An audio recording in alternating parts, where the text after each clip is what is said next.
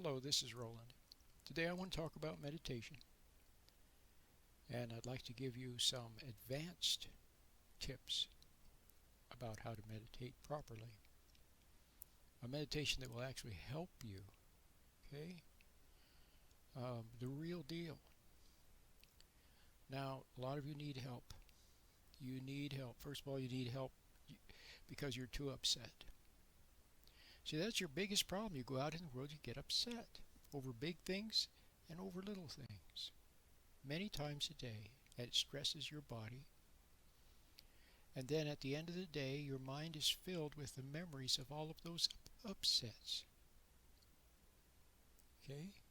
That's not good. You know how a human being is supposed to be like a little child. A little child leaps from bed in the morning, runs barefoot over the carpet, looking forward to a day of discovery. And then the child goes through the day and discovers many wonderful things. Okay? And then at the end of the day, the child goes to sleep and sleeps the sweet sleep of the innocent. Wakes up the next morning fresh. No baggage from the previous day. Okay, but how about us? The average person wakes up in the morning, and before you know it, they're thinking, oh no, I forgot, I've got to go to this dentist appointment, I've got to go to that, I've got to call this person, oh no, I've got to face my child's school teacher, blah, blah, blah. You see what I mean? There it is all over again. Now, in a lot of my videos, in all of my videos, in my books, in my articles, in my blog posts, and my radio programs over the years, 25 years, I talk a lot about resentment, letting go of resentment, being more forgiving, and so on, as a way, as real principles that will help you in your life, okay? But some of you need even more help than that. What you basically need to meditate, because now, because of all your upsets, you get lost in thinking. You get pulled into thinking, daydreaming, worrying, thinking about the past, and then planning for the future, worrying about the future. So you're constantly lost in those kinds of daydreams, or you're lost in fantasy because you're escaping from reality. See, the more we fail in reality, in other words, the more you fail to meet the moment with patience, with aplomb, with dignity. See, the less with impassivity, the more you fail in all those little moments and big moments in life. Little moments when you get upset at traffic or at a phone call, big moments when you get upset at your child, or you resent your wife or your husband, you see, or your mom, or your neighbor. Or big moments where you fail to say something that should be said because you don't want to rock the boat, you'd rather be a people pleaser, or because in the past when you've spoken up you became angry and now you're afraid of all the anger that's going to come out because you've been harboring anger, see, and resentment. So instead of, so it's painful to see what failures we are. And not to mention the fact that we meddle in other people's lives, see, willfully trying to make something happen, change people. We just make everything worse. Then finally we turn the resentment on ourselves, which is one cause of depression, incidentally. So you need help being able to meditate. You need to be able to meditate because it is a little technology, it's a little exercise that gets you started. Like a motorcycle, you remember you used to kick-start a motorcycle? Well, it's like that. It gets you started. It started in being in reality, in the present, in the moment, instead of lost in thinking. Now, I have to say that it's similar to mindfulness. See, I'm not knocking mindfulness meditations, but I'm just saying that you need one that also includes God. So you can't leave God out. You got to include God. It's very important. All right, so now let's talk about the meditation. some advanced tips, you can go to my website, commonsensecounseling.org, easily find what I call the easy meditation. Right now I have it in the middle of the page. You scroll down just a tiny bit, and there it is. It's called the easy meditation. It's very short, it's very easy. Okay, so I'm not going to talk about it now because it's right there. Okay, all you do have to do is go to commonsensecounseling.org or go to easymeditation.tk. I'll put it up on the screen later for you. And there it is. So I don't want to talk about that. But I want to give you some tips that will help you to apply it. So what I think I'd like to talk about today is how to a couple of things will help you to carry that meditative state that you find, that you get from doing the meditation for 5 minutes or so, to out into the world. See, that's what you need. If you get up in the morning, first thing you go, sit in a chair or put the toilet lid down and sit on top of the toilet, okay, whatever. And meditate for 5 or 10 minutes. Okay. Now, if you're doing it right, see, then you have a little bit of a distant feeling, a little bit of objectivity. You're not lost in thoughts. You're kind of have a little bit of a detached feeling, a nice, calm, detached feeling, a little bit. Okay. Now you go out into the world. Now, if you could maintain that, okay, if you could maintain that, it'd be a wonderful thing. Now, some of you do, but a lot of you go out in the world and then you get upset. So you get pulled into something, pulled into an argument, or pulled into some imbroglio, or pulled into some ball game, something on the radio, some upset, something pulls you in. Everything from a text to something at work, to other people, or just the sheer, see, you're so used to being pulled into things that you go out in the world and all the things that you encounter can tend to trip you back into your old state that you used to be in, which was to be pulled into thinking, into fantasy, into daydreams because you failed in reality. But you see, if you have presence of mind in reality, then you're not going to fail as much, and eventually you won't fail at all because you have presence of mind. There's a lot of good things I could say about presence of mind, which all you have to do is look at some of my other videos or read my books or something. But now let's talk about something that will help you as you go out in the world. So now let's say you've meditated in the morning. And in the meditation I talk about becoming aware of your hands. Okay? That's part of it. Part of the meditation. Part of it is looking at the inside of your eyelids, okay, and seeing the little pixels of light there, the little warm glow of light. And part of it is becoming aware of your hand or your hands, okay.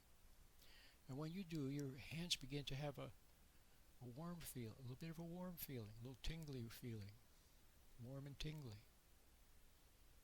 okay. Which actually I have that right now as I sit here, because I've become aware of my hands as I'm talking to you, okay? All right, so now when you go out into the world, go about your business, okay? You can sometimes be aware of your hands, okay? From moment to moment, not every moment, but from moment to moment, from time to time. You become aware of your hand or your hands, and they'll become a little bit warm, okay? And that gives you that cozy, meditative feeling. That it reinforces that cozy, meditative, peaceful feeling, okay? You're self-contained, self-composed, a little bit distant, okay? And you're in reality. You hear the birds sing, see? Just by being aware of your hands. If you're sitting in a chair, become aware of your hands. Even now, I'm aware of my hands. just hanging by my side or in my lap. See, if you're sitting somewhere quietly, you can also, put fingertip to fingertip like so. Become aware of your hands. Feel the warmth. See the little tingly warmth in your hands. Okay? So that will help you. As you go through the day, it reminds you, okay, and brings you back to that. So ever so often, or at lunchtime, let's say, then at lunchtime maybe you can find 5 minutes. You should be able to go somewhere and sit quietly for 5 minutes and practice some meditation. But then after you are done with it, then as you go through the afternoon, become aware of your hands from time to time. Okay? Your hand or your hands. Your whole body can feel tingly warm. But that will remind you and reinforce that you're in the present. Okay? And you're closer to God. Okay? If I may bring in a little metaphysical language here, you're closer to God. You're farther away from God when you're lost in your imagination, when you're lost in thinking. You're closer to God when you're in the present moment. Okay? And you have that little distant feeling, and your hands are a little tingly warm, and you're not caught up in anything. You're observing. You're going through life as the observer, like you're on vacation. You're the observer of life. Like when you were a little child, remember, you would sit in the back seat, and mommy and daddy or mommy or daddy was going somewhere, driving, and you were in the back seat and you looked out the window. You saw houses passing and people and cars and trees and nature. It was just so interesting. You just watched all the things. Okay? And when mom and daddy were talking, then you watched them. You watched them talk, okay? And you were kind of a little bit distant to it all. You saw everything, but you weren't deeply into it. Well, that's what you need to find again. Okay, so there's a wonderful tip for you right there about being aware of your hands. Okay? I'd say that's the best one. Another thing you can practice, okay, just for fun. This is just for fun, but it gives you but it's good to talk about because it gives you the idea what we're looking for. Okay. Another thing you can practice when you have the time. You're just sitting in your room, for example, or you're sitting out on the porch or somewhere or in the park. Okay. You can practice, for example, just for fun, looking at two things at a time. Okay, so maybe in the distance, let's say you're looking across the street and there are cars parked, one after the other, parked along the curb. Okay, well, you could look at one car, focus your attention on one car, but see, focusing is hypnotic. Focusing pulls you in, like study pulls you in. Okay, but so instead of looking at one car, just stand back and just stare at two cars. Stare at the two cars, one beside the other. See what I mean?